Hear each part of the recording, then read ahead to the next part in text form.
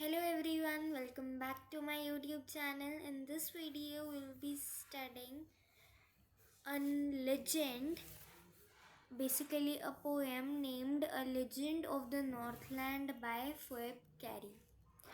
So, Phoebe Cary was an American poetess.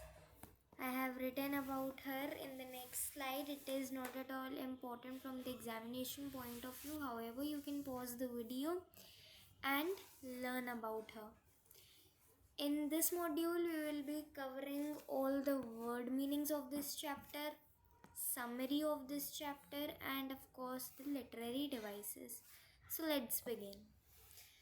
So, after knowing the title, A Legend of the Northland, question must have aroused that what is the meaning of legend? Legend का क्या मतलब होता है? तो legend is a short or maybe fabricated story customized in the form of a poem. So legend जो है एक fabricated story होती है. Fabricated means false or fake. ये एक फेक स्टोरी होती है, ज़रूरी नहीं है ये हमेशा ट्रू ही हो. ये एक्चुअली ये एक स्टोरी होती है जिसे हम पोएम की फॉर्म में लिख देते हैं और उसी को ही फिर हम लेजेंड कह देते हैं. पर ज़रूरी नहीं है ये स्टोरी सच ही हो. It can be fake also. Although हो सकता है वो स्टोरी जो हमें लेसन दे रही हो, जो उसकी टीचिंग्स हो, वो ट्रू हो, वो एकदम ट्रू हो, ऐसा पॉसिबल है. May be it consist of true facts, ये पॉसिबल है. बट ये भी पॉसिबल है कि स्टोरी फेक हो, पर जो लेसन है और जो उसके अंदर फैक्ट्स हैं दैट आर ट्रू. आगे बढ़ते हैं. Core of the poem. इस पोएम में एक्चुअली हमसे कहा क्या गया है? The poetess throws light towards the sense of greediness in people through the legend and attempt to enlighten our mind with universal brotherhood, benevolence, warm-heartedness and more. So these are the words you can use in exam for this particular poem. Universal brotherhood, benevolence, warm-heartedness. Universal brotherhood means आपसी में भाईचारा. सो हमें भाईचारा रखना चाहिए, greedy नहीं होना चाहिए. इसमें हम पढ़ेंगे कि एक लेडी है और वी कैन से एक माइज़र लेडी है जो एक सेंट को कैसे परेशान कर देती है और फिर एंड में रिजल्ट क्या आता है that we are going to study. Okay, so एक ग्रीडी और माइज़र लेडी है, उसके बारे में हम पढ़ेंगे. उसके एंड में क्या होता है वो हम जानेंगे और इससे हमें ये सीख मिलेगी कि हमें जो है यूनिवर्सल ब्रदरहुड, आपसी में भाईचारा रखना चाहिए. Benevolence means kind heartedness. Okay, benevolence means kind heartedness. Warm heartedness, kind heartedness, ये ऑलमोस्ट एक ही बात है, कोई ज़्यादा फ़र्क नहीं है. So these are the words you can use in your exams to grab marks. Away, away in the Northland where the hours of the days are few and the nights are so long in winter that they cannot sleep them through, where they harness the swift reindeer to the sledges when it snows, and the children look like bears' cubs in their funny, furry clothes. So in these two stanzas, poetess wants to say कि बहुत एक Northland जगह है कहीं दूर, वहाँ की वहाँ की पोएटेस बात कर रही है कि नॉर्थलैंड में जो है days or hours of the days are few means days are smaller as compared to nights. It means वहाँ ठंड बहुत है. ठंड में नाइट बड़ी होती है, डे छोटे होते हैं. ठंड में 6-7 बजे ही अंधेरा होना स्टार्ट हो जाता है, जबकि गर्मियों में जो है 7:30-8 तक तो जो है वो रहता है, दिन बाहर दिखता रहता है. तो इससे पोएटेस कहना चाह रही है कि जो डेज़ हैं वो छोटे हैं, नाइट्स लॉन्ग हैं, विंटर है वहाँ पर. और कहना वो आगे वो फर्दर इसे एलैबोरेट करते हुए कहती है कि इतना स्नोई है वहाँ पर कि वहाँ पर जो है हमें स्लेजेस यूज़ करने पड़ते हैं व्हेन इट स्नोज, जब वहाँ पर स्नोई हो जाता है, स्नो पड़ने लग जाती है, ऐसा आप देख सकते हैं पिक्चर में। तो अब आप इस एनिमेशन में देखिए, this is known as a sledge. Basically यही एक चीज़ स्लेज नहीं है, कोई भी हम कार्ट ले लें, कोई और जो यूज़फुल हो जिसमें कोई बैठ के ट्रैवल कर सके स्नो पर, उसे भी हम स्लेज ही कहेंगे। ओके, बट अभी जो है मोस्ट कॉमनली हमने सेंटा के एनिमेशंस में यही देखी है, so we can understand by this reindeer, you know this Santa के आगे जो एनिमल टाइप है that is reindeer only. And the children look like bears cubs. Bears cubs means bear के बच्चे। वो जो चिल्ड्रन है वहाँ पर वो इतने फ़नी लगते हैं अपने फरी क्लोथ्स में। Furry means hairy type clothes, you know, ठंड में सब पहनते हैं to protect ourselves from the cold and harsh winters. So वो फरी क्लोथ्स में वो इतने फ़नी लगते हैं जैसे कि भालू के बच्चे हों। नेक्स्ट, अब पोएटेस आगे बढ़ती है और वो कहती है कि they tell them a curious story. Curious means interesting. So अब जो है पोएटेस स्टोरी की बात पर आ गई है, जो वो स्टोरी हमें सुनाना चाह रही है। I don't believe it is true and you may learn a lesson if I tell the tale to you. Once, when the good Saint Peter lived in the world below and walked about it preaching just as he did, you know. So अब वो कह रही है कि वो एक interesting story आपको बताने जा रही हैं, हालांकि वो श्योर नहीं है, she is not at all sure about it कि वो ट्रू ही हो, बट वो हमें इसलिए सुना रही हैं दैट वी रीडर्स और listeners may learn a lesson from it. हम इससे एक लेसन सीख सकते हैं। ओके, अगर वो ये टेल हमें सुनाए। Tale, you all must know, story. Tale is story. Okay, so अब उसने स्टोरी स्टार्ट कर दिया एंड शी सेज कि एक बार एक गुड सेंट पीटर रहता था। ओके, और वो पूरा दिन ऐसे ही जगह जगह घूमता रहता था, अच्छी अच्छी बातें लोगों को बताता रहता था, ये जैसे सेंट साधु वगैरह करते हैं। सेंट मीन साधु टाइप, तो वो जैसे करते हैं, अपना इधर उधर घूमते रहते हैं, लोगों को अच्छी अच्छी बातें बताते हैं। So that is what he was also doing. He came to the door of a cottage in traveling around the earth, where a little woman was making cakes and baking them on the hearth. And being faint with fasting, for the day was almost done, he asked her from a store of cakes to give him a single one. So now the poetess says कि एक बार जो है उसके cottage के door पर एक good Saint Peter आया। Okay, एक साधु आया। पूरा दिन वो इधर उधर घूमता रहता है, तो उसने देखा कि इस कॉटेज में जो है एक लेडी केक्स बना रही है और उसके पास काफ़ी सारे थे।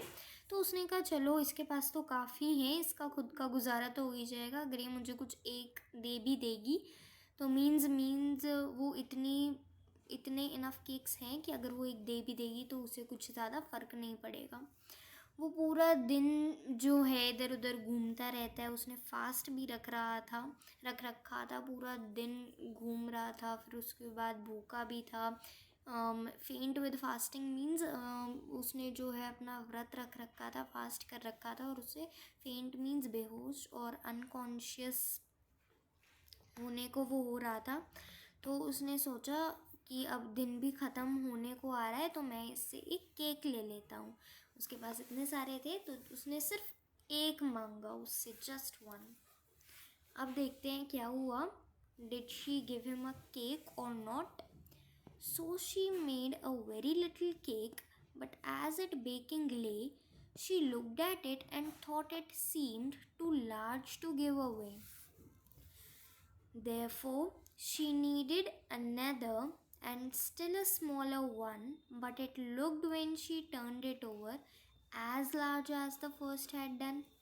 तो अब उसने क्या करा कि उसके पास इतने सारे थे, तो उसने थोड़ा सा डो लिया और उससे जो है केक बनाने की सोची। पर जैसे ही हम क्या करते हैं, किसी भी चीज़ को बेक करते हैं, तो उसके वो जो है फ्लफ़ी हो जाती है। तो फिर अब क्या हुआ कि जब उसने केक बनाया, तो केक को उसने जब बेक किया तो फिर वो भी फ्लफ़ी होके आया और उसे ऐसा लगने लगा जैसे बहुत बड़ा है। तो उसके मन में आया कि मैं इतना बड़ा केक, इतना बड़ा जो मेरा केक बनकर आया, ये तो मैं खुद ही खा लूँ, एक साधु संत को क्यों दूँ, मेरे को क्या लेना देना। Therefore she needed another, needed means made, उसने फिर एक दूसरा केक बनाया, एक और डो लिया, इस बार थोड़ा छोटा लिया क्योंकि पहले वाला इतना बड़ा बन के आ गया था that she wasn't able to give it to a saint. So इस बार उसने छोटा लिया, फिर बेक किया और फिर से उसे यही लगा कि ये तो पहले जितना बड़ा ही होके आया, मैं इतना बड़ा केक फिर उसे क्यों दूँ, वो फिर नहीं दे पाई केक। तो ये क्या शो करता है, ये शो करता है कि लेडी वॉज माइज़र। माइज़र मीन्स कंजूस। वो उसके पास इतना था तब भी वो जस्ट वन केक नहीं दे सकती थी एक हंग्री सेंट पीटर को। अगर आपके पास कुछ हो और आप फिर भी किसी और को ना दो तो ये अच्छी बात नहीं है। और उसने तो सिर्फ वन ही मांगा था, और वो जो सेंट पीटर था, he was hungry also, hungry Saint Peter.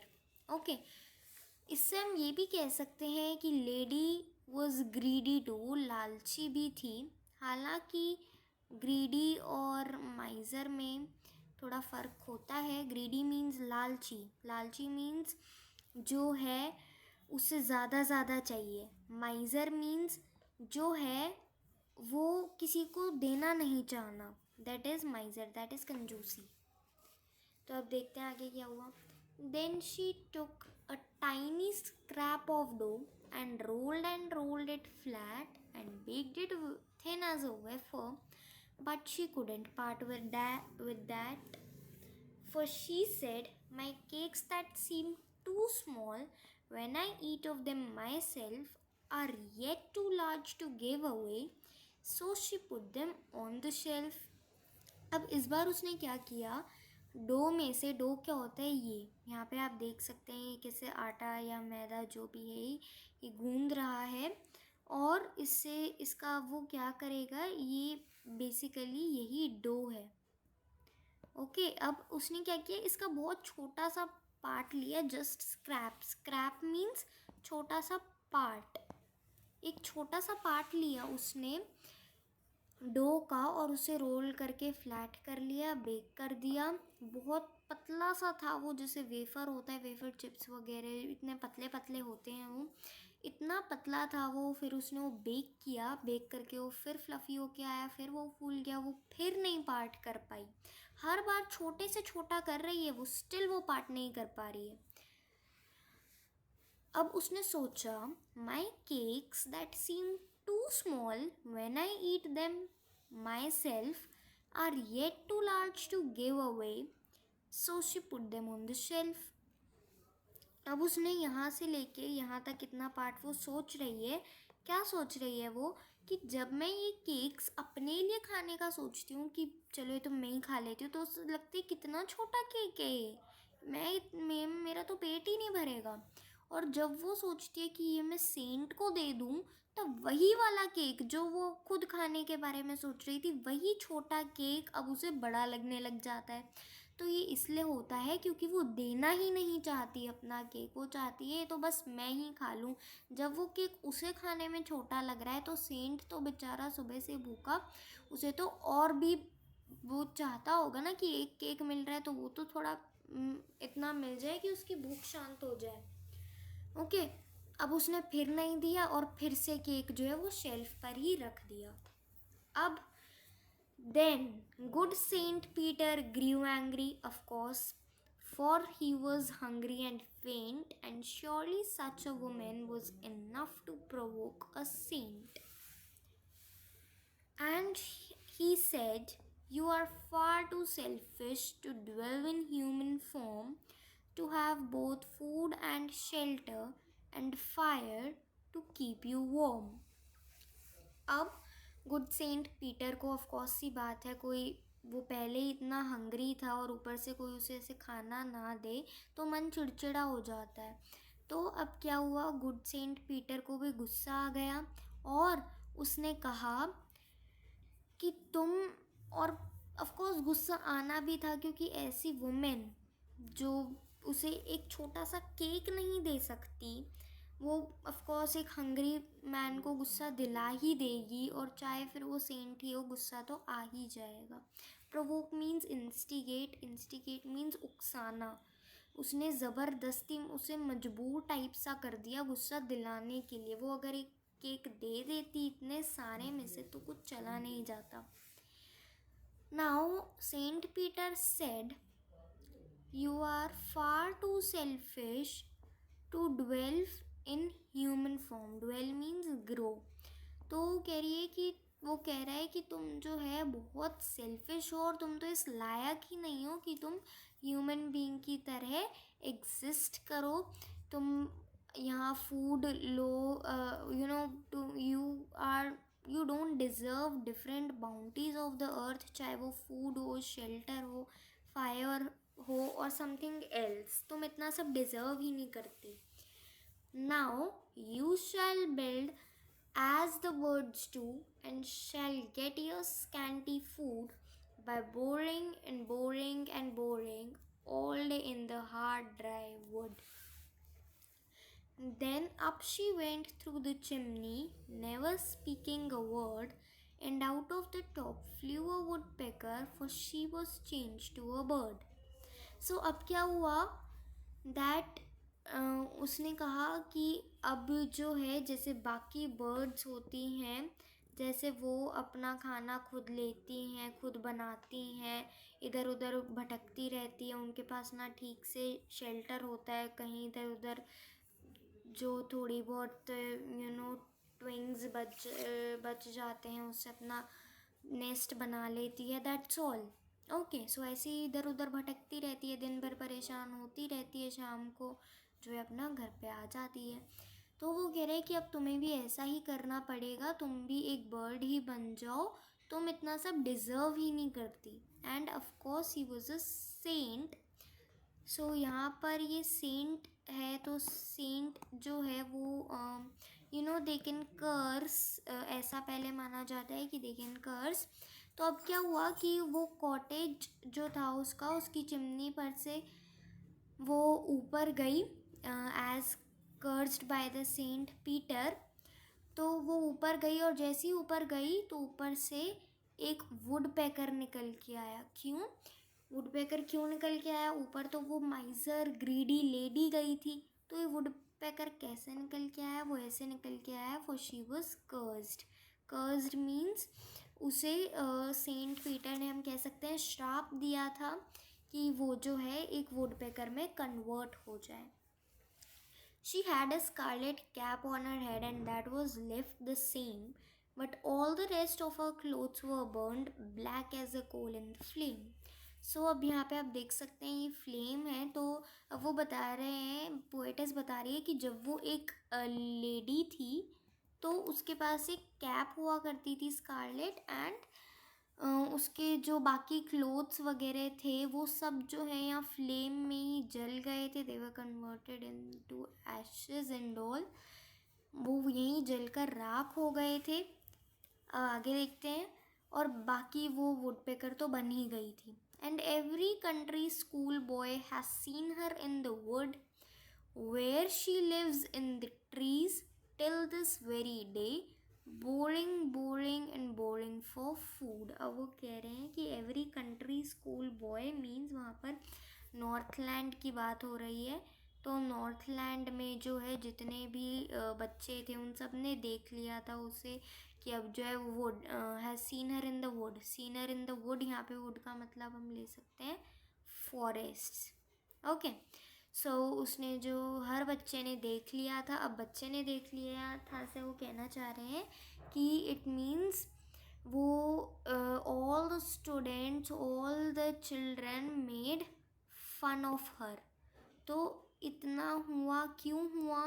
वो बर्ड बन गई, वुडपेकर बन गई, उसका ऐसे मजाक उड़ाया गया, क्यों हुआ?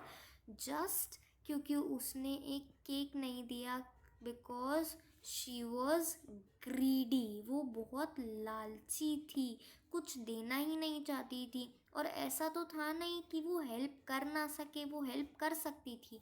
उसके पास इतने सारे केक्स थे, एक दे देती तो कुछ चला नहीं जाता। Still she didn't help, which was wrong. अगर आप दे नहीं सकते हो वो अलग बात है, पर अगर आप दे सकते हो, आपके पास इनफ है, then you should give. Okay, अब हम आगे बढ़ते हैं राइमिंग स्कीम पर। राइमिंग स्कीम बहुत ही ज़्यादा इजी है इस पोएम की। और राइमिंग स्कीम हम जब भी किसी भी पोएम की बात करें तो हम हमेशा लास्ट के वर्ड्स देखते हैं। ओके, सो लास्ट के वर्ड्स अगर मैं देखूं इसके, तो वो है नॉर्थलैंड, फ्यू, विंटर, थ्रू। तो हम देख सकते हैं Northland few, no match, few winter, no match, winter through, no match, Northland winter, कोई राइम नहीं बन रही है। पर हम देखें कि फ्यू और थ्रू में राइम बन रही है, तो हम क्या करेंगे, हम इनकी नेमिंग कर लेंगे अल्फ़ाबेट से। ओके, सो अब अल्फ़ाबेट से नेमिंग करने से क्या होगा कि हम जो है इनकी राइमिंग स्कीम बना पाएंगे। कैसे बना पाएंगे वो अभी हम देखते हैं। नॉर्थलैंड डिफरेंट वर्ड है, इसे ए। फ्यू डिफरेंट वर्ड है, इसे हम बी मार्क कर लेते हैं। विंटर डिफरेंट है, सी। ये फ्यू और थ्रू मैच कर रहे हैं, इसकी नेमिंग बी की थी तो इसकी भी बी हो जाएगी।